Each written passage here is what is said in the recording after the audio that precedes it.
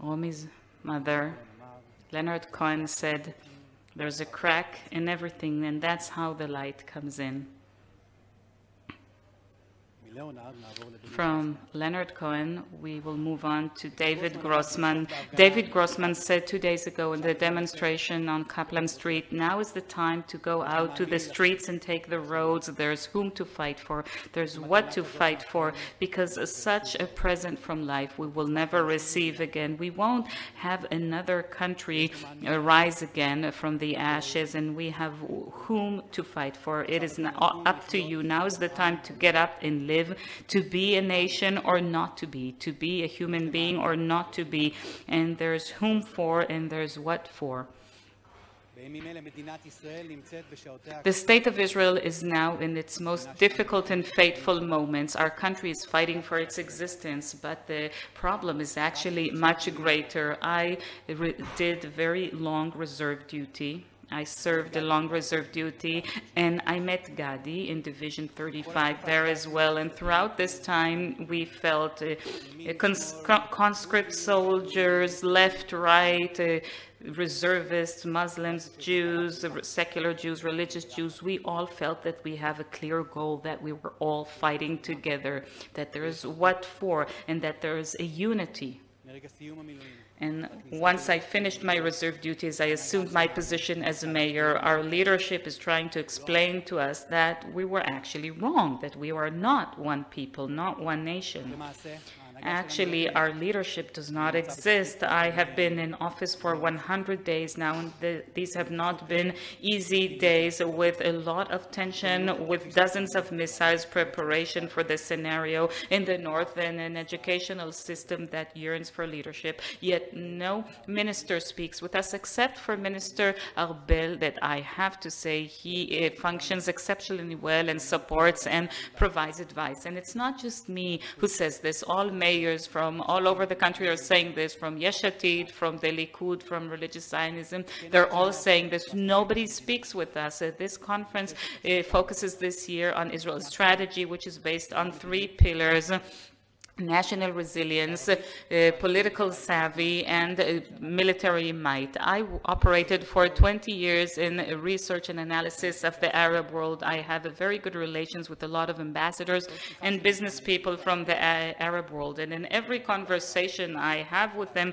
I need to explain to them that in comparison to the past, I simply cannot provide any explanations for the behavior of the Israeli government. The Arab world knows Israel much better than we know them. If you ask any Israeli child who our neighbors are, I doubt if they know, but if you ask any child in the Emirates, who is our prime minister? When were the accords signed? They'll know that. Not only will they know that, they studied these accords in school. Our friends, our courageous partners in strategic measures, they have no understanding for the actions and activities of the State of Israel. They are astounded that we did not immediately adopt the Saudi initiative that would weaken the radicals and would set a lot of financial and economic cooperation. But there is no strategy, there is no policy. Those who are harming us that's the process itself. And I don't need to say this, but we all know that we're doing worse than ever. We are facing a terrible, growing anti-Semitic wave. We are slowly taking into Herzliya new families and new Olim from the US, from France, from Great Britain. The municipality of Herzliya has decided to operate as a proud Zionist city to support Aliyah to Herzliya and to Israel, to strengthen the periphery, to raise a new liberal democratic generation. That is true Zionism.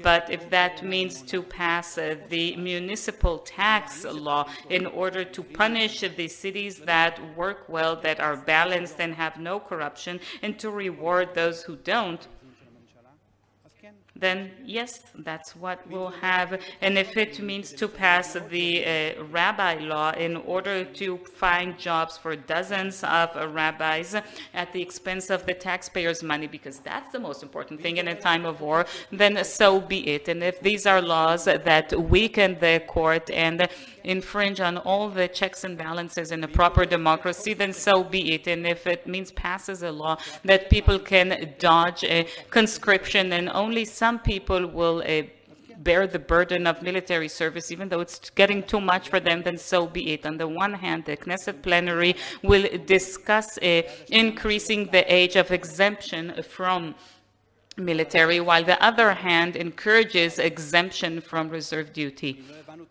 And if we haven't understood the very clear-cut message of October 7th, let me emphasize. The State of Israel has no future, will have no future, unless we work together, and everyone, and I mean everyone, must contribute equally. There is no distinction between blood and blood. Everybody, and I mean everybody, needs to be conscripted to the army, drafted to the army. Naively enough, we thought that the government would focus on the war, releasing the hostages, providing mental assistance to post-traumatic soldiers, and helping all the evacuating families, but they don't do anything. There's no one to strengthen us and uplift us. There's no one to comfort us and tell us that it's going to be okay. There's no one to act on our behalf. There's no one to trust. The queen has no home. The king has no crown. In the absence of a strategy that is there to help the people, it is us, the mayors, who need to take the reins. What started during COVID now continues in the swords of iron war. We saw how within that total dysfunction, complete and utter dysfunction of the government, it is the local authorities who knew how to operate and acted in determination. It took the State of Israel 45 days to start to be functional. We must strengthen and enhance the local authorities. We are working in close and important collaboration with the Israel police and the Glilot police. The police officers and commanders here in Herzliya and Glilot are working very hard night and day, but they cannot deal with the overload of hundreds of calls a day. There's been an increase of over 25% of break-ins into houses and car theft, and that's in addition to the increase in other criminal activities. Together with the Glilot police station and its new commander, Yaniv, we operate fearlessly. We will not allow any criminal families to operate in Herzliya. Immediately when I assumed position, we operated with determination to regulate all the activities of commerce. Everything illegal on the beaches will be stopped. In order to increase the sense of personal safety, we will have a patrol unit of motorcycles operating throughout the city of Herzliya 24/7. In order to augment the existing patrols. And this is a wonderful opportunity to mention the wonderful cooperation between us and this university. When I assumed position, I met with my colleague Boaz Gano. I learned so much, and I immediately adopted their program for urban defense, municipal defense, once again, because the government and the State of Israel simply cannot manage this situation. We have special rescue and relief units. We have a system of over 1,000 volunteers. We were the only ones who had a drill that checked our preparedness in line with the values of the Reichman University. We are assuming responsibility, and I call upon all the mayors to do the same and also assume responsibility. I have to tell you that we learned a lot from this exercise. It's not that we won, we learned. We continue to draw lessons constantly, and I'd like to take this opportunity and shed a spotlight on the decision of the Minister of Finance, Member of Knesset, Bezalel Smotrich, not to allow Palestinian construction workers to enter the State of Israel, despite the recommendations of the ISA and other security organizations that said that they should be allowed to enter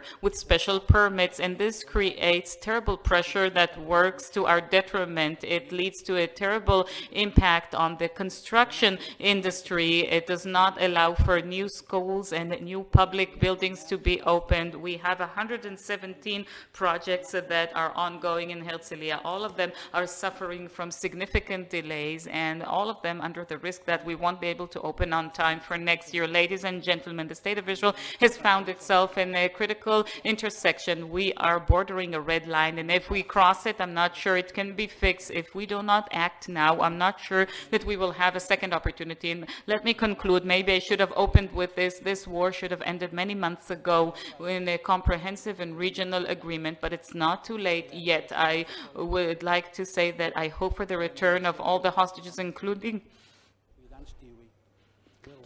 Omer Shem Tov from Herzliya, and Idan Shtivi and Romi, and may all the soldiers take good care of themselves and return home safely and healthy. Today, more than ever, it is clear we have such a wonderful people, such a wonderful country. We deserve a new leadership. Thank you.